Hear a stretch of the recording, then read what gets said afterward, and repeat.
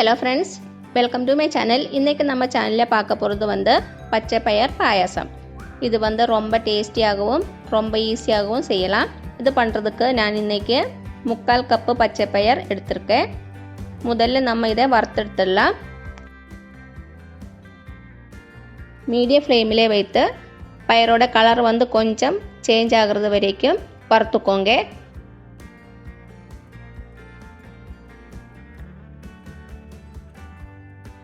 இவ்வளவு போதும்.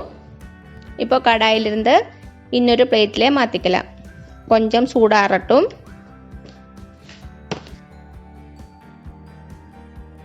கொஞ்சம் சூடாறனதும் ஒரு மிக்ஸி பவுல்ல போட்டு பல்ஸ் பட்டன் யூஸ் பண்ணி இதை பொடித்து எடுத்துக்கோங்க. 2 தடவையா பொடிச்சு எடுத்துக்கோங்க. பயிர் பொடி ஆகாமல் உடைத்து எடுத்துக்கோங்க. உடைத்த பயிரில் இருந்த ஸ்கின் ரிமூவ் பண்ணிக்கோங்க.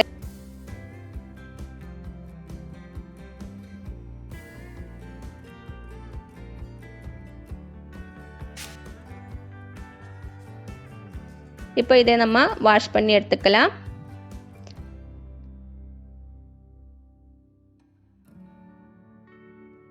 இப்போ ஒரு குக்கர்ல போட்டு 3 கிளாஸ் அளவுக்கு தண்ணி ஊற்றி வேக வச்சிடலாம்.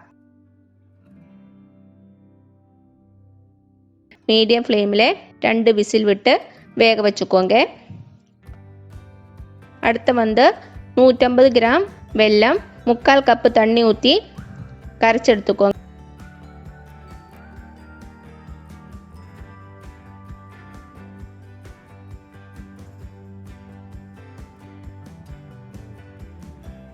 அப்புறமா வடிகட்டி எடுத்துடலாம்.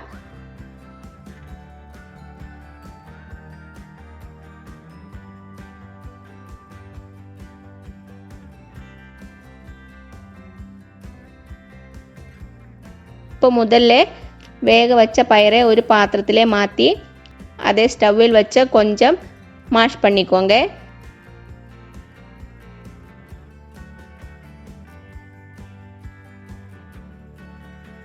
இப்போ இதிலே வடிகட்டி வைத்த வெல்லம் சேர்த்துக்கோங்க.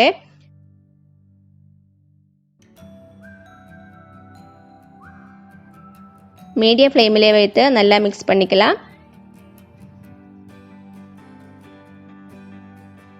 கொஞ்ச நேரம் கொதிக்கட்டும்.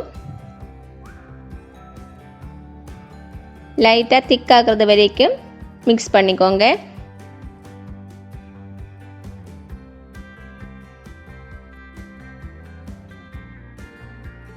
இப்போ இதில் 1 டேபிள் ஸ்பூன் அளவுக்கு நெய் சேர்த்துடலாம்.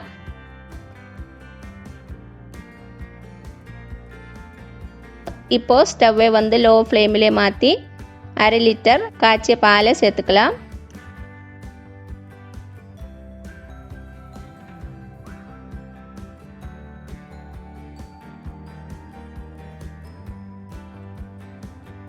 சேர்த்த உடனே நல்லா கிளறி விட்டுக்கோங்க.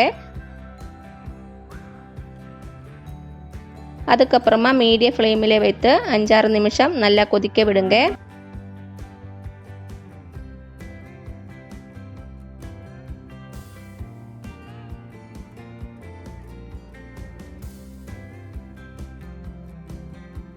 நல்லா கொதிச்சாச்சு. இப்போ நம்ம 1/2 டீஸ்பூன் ஏலக்காய் தூள் அப்புறம் 1/4 டீஸ்பூன் சுக்கு பொடி சேர்த்துக்கலாம்.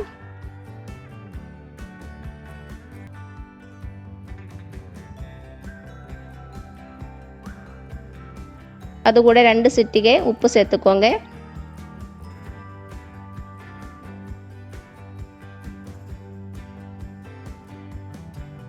நல்லா மிக்ஸ் பண்ணிவிட்டு ஸ்டவ்வை ஆஃப் பண்ணிக்கோங்க. இப்போ ஒரு பேன் சூடு பண்ணிக்கோங்க.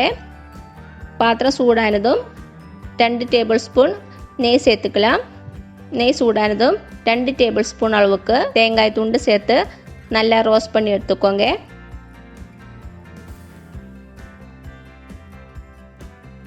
பொன்னிறானதும் இதை எடுத்து நம்ம ஒரு பாத்திரத்திலே மாற்றிக்கலாம்.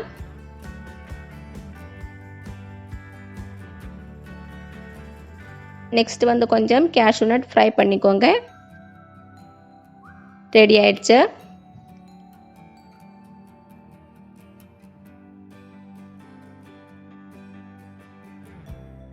அடுத்தது வந்து கொஞ்சம் கிஸ்மிஸ்.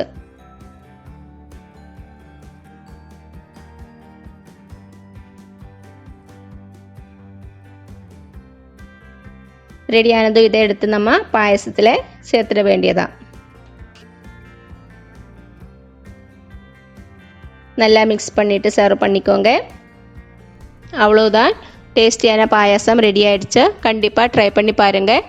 உங்களுக்கு இந்த வீடியோ பிடிச்சிருந்துச்சுன்னா மறக்காமல் சப்ஸ்கிரைப் பண்ணுங்கள், லைக் பண்ணுங்கள், ஷேர் பண்ணுங்கள். தேங்க்யூ.